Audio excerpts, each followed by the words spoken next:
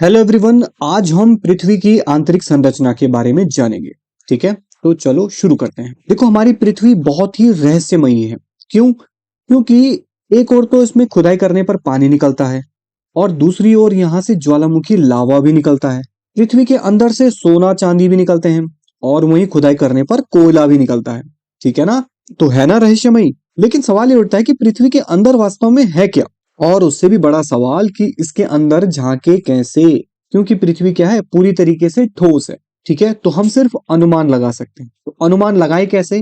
तो कुछ direct sources हैं अनुमान लगाने के, जैसे ज्वालामुखी लावा। ठीक है, ज्वालामुखी विस्फोट में क्या निकलता है? लावा निकलता है। लेकिन वो लावा कितनी गहराई से निकलता है, ये भी एक प्रश्न है। क्यों? क्योंकि दक्षिण अफ्रीका में सोने की खान 3 से 4 किलोमीटर गहरी है, तो वहां से भी लावा नहीं निकला। ओशियंस में कुछ ड्रिलिंग प्रोजेक्ट्स किए गए। आर्कटिक महासागर में कोला क्षेत्र में 12 किलोमीटर तक की गहरी खुदाई की गई, तो वहां से भी लावा नहीं निकला। तो देखो ना, कितना बड़ा सस्पेंस है। लावा निकलता तो है, लेकिन किस गहराई से निकलता है ये पता नहीं है। कुछ इनडायरेक्ट सोर्सेज से अनुमान लगाए गए। ठीक है, जैसे उल्का पिंडों का सहारा लिया गया। उल्का पिंड क्या होते हैं?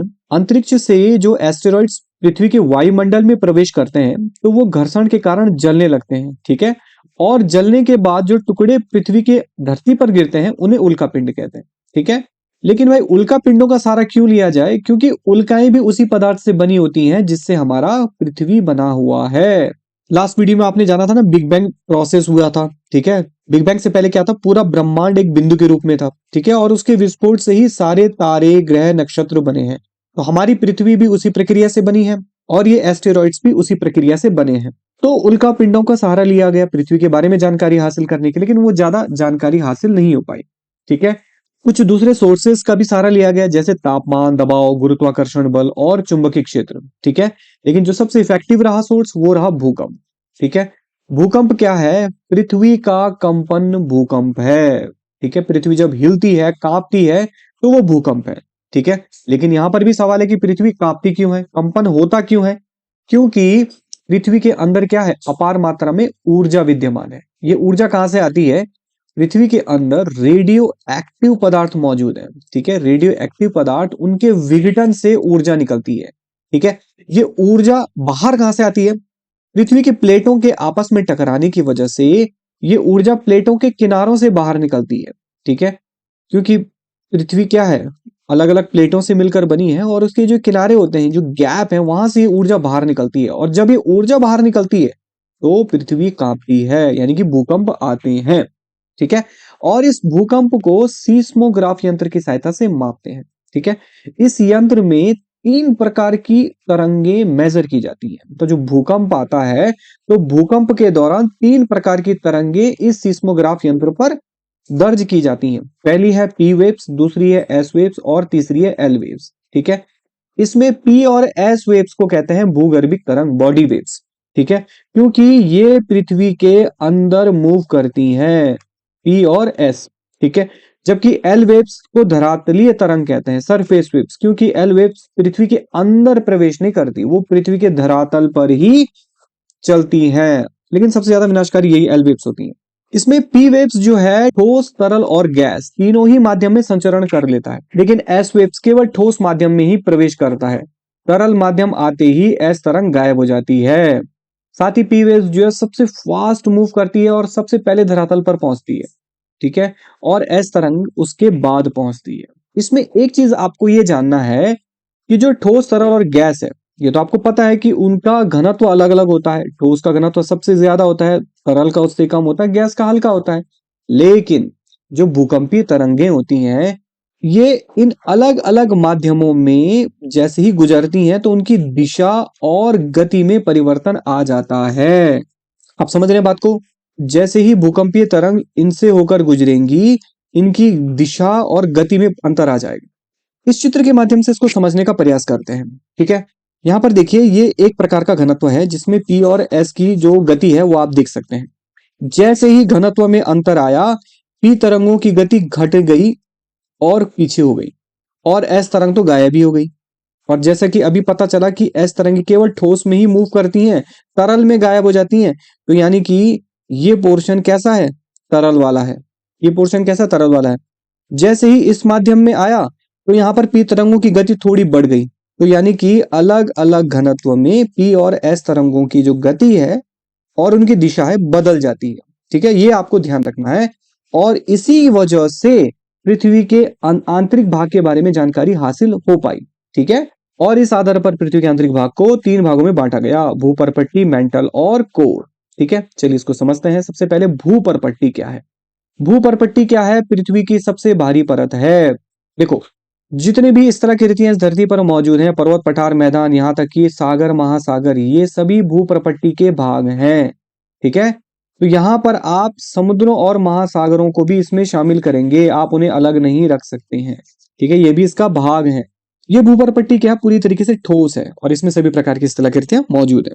इसकी गहराई कहां तक है? इसकी गहराई है धरातल से 100 किलोमीटर की गहराई तक। ठीक है, 100 किलोमीटर की गहराई तक जो संरचना है उसे कहते हैं भूपर्पट्टी। ठीक है, परंतु इसकी गहराई महाद्वीपों और महासागरों के नीचे अलग अलग है। जैसे महाद्वीपों के नीचे इसकी गहराई कितनी है? 50 किलोमीटर तक भी पाई जाती है मिनिमम, और महासागरों के नीचे इसकी गहराई 5 किलोमीटर तक भी विद्यमान है। ठीक है, तो महासागरों और महाद्वीपों के नीचे इसकी गहराई में काफी अंतर है। इसी वजह से इसको महाद्वीपीय क्रस्ट और महासागरीय क्रस्ट के नाम से जाना जाता है। ठीक है, क्योंकि महाद्वीपीय क्रस्ट की जो संरचना है वो महासागरीय क्रस्ट से पूरी तरीके से अलग है। सिर्फ संरचना ही नहीं, उनकी बनावट और उनकी उत्पत्ति भी पूरी तरीके से अलग है। ठीक है, इस क्रस्ट को सियाल भी कहा जाता है।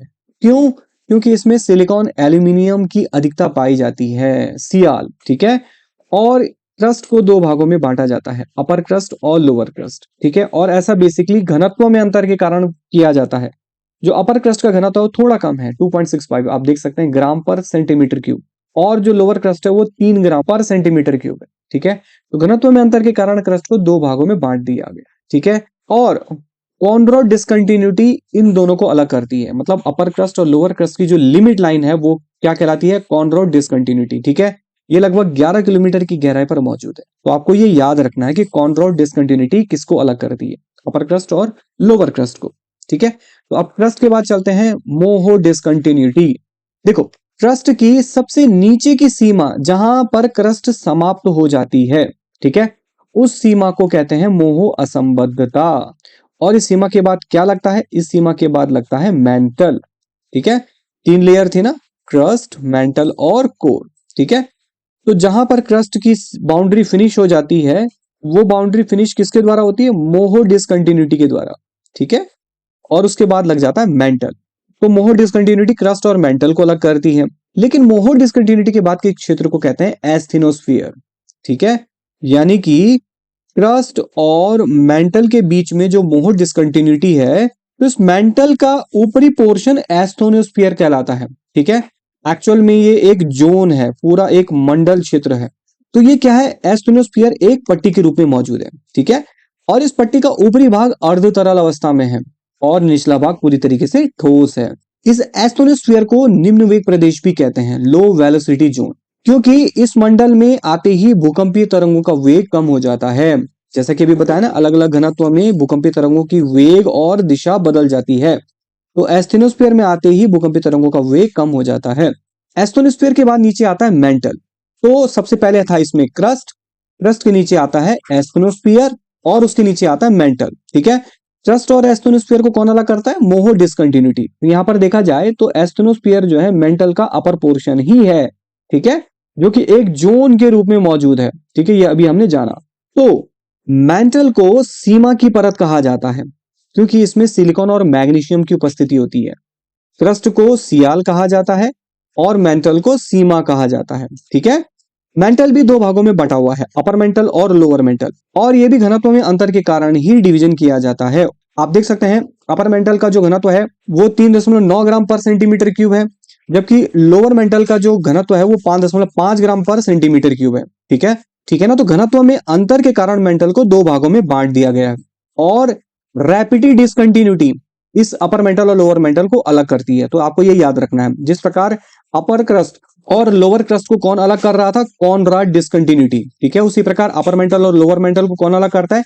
Rapid discontinuity. ठीक है, और ये रैपिड डिसकंटिन्यूटी 1000 किलोमीटर की गहराई पर मौजूद होती है। ठीक है, तो इस प्रकार 100 किलोमीटर की गहराई से लगभग 2900 किलोमीटर की गहराई तक जो क्षेत्र मौजूद है उसे कहते हैं मेंटल। अब इस मेंटल के बाद क्या आता है? कोर आता है। कोर यानी कि 2900 किलोमीटर की गहराई से पृथ्वी के आंतरिक भाग 6371 किलोमीटर की गहराई तक जो क्षेत्र है उसे कहते हैं कोर। ठीक है, ये कोर जो है गुटेनबर्ग डिसकंटिन्यूटी से मेंटल से अलग होता है। ठीक है, जिस प्रकार क्रस्ट और मेंटल के बीच में मोहर डिसकंटिन्यूटी मौजूद थी, उसी प्रकार मेंटल और कोर के बीच में गुटेनबर्ग डिसकंटिन्यूटी इन दोनों को अलग करता है। कोर को नीफे की परत भी कहा जाता है, नीफे। ठीक है, क्योंकि इसमें निकेल और आयरन जैसे तत्व होते हैं, बहुत ही भारी तत्व हैं। ठीक है, इनका घनत्व बहुत अधिक है। और जैसे कि अभी आपने जाना कि जो भारी घनत्व है वो नीचे रहता है और हल्का घनत्व ऊपर रहता है। ठीक है, तो कोर का घनत्व सबसे अधिक है। तो क्रस्ट की परत को सियाल कहा जाता है, मेंटल की परत को सीमा कहा जाता है और कोर की परत को नीफे की परत भी कहा जाता है। कोर को भी दो भागों में बांटा गया है, आउटर कोर और इनर कोर। ठीक है, और इसे लेहमन डिसकंटिन्यूटी अलग करती है। तो आपने जाना अपर क्रस्ट और लोअर क्रस्ट को कौन अलग करता है, कॉनराड डिसकंटिन्यूटी। ठीक है ना, अपर मेंटल और लोअर मेंटल को कौन अलग करती है, रैपिडी डिसकंटिन्यूटी। ठीक है ना, उसी प्रकार आउटर कोर और इनर कोर को अलग करता है लेमन डिसकंटिन्यूटी। इसमें जो आउटर कोर है वो अर्ध तरल अवस्था में है, क्योंकि यहाँ पर एस वेव्स गायब हो जाती हैं। ठीक है, और एस तरंगे जो है तरल अवस्था में ही गायब होती हैं। ठीक है, और पी वेव्स की जो स्पीड है वो भी काफी कम हो जाती है। ठीक है, इस कारण आउटर कोर अर्ध तरल अवस्था में माना गया है, जबकि इनर कोर में एस तरंगों की गति बढ़ जाती है। इस प्रकार इनर कोर क्या है, ठोस अवस्था में है। तो आउटर कोर अर्ध तरल अवस्था में है और इनर कोर ठोस अवस्था में है। ठीक है, तो ये थी पृथ्वी की आंतरिक संरचना, जिसमें आपने जाना क्रस्ट, मेंटल और कोर के बारे में। मिलते हैं अगली वीडियो में नेक्स्ट टॉपिक के साथ, तब तक के लिए वर्क हार्ड बट जॉयफुली।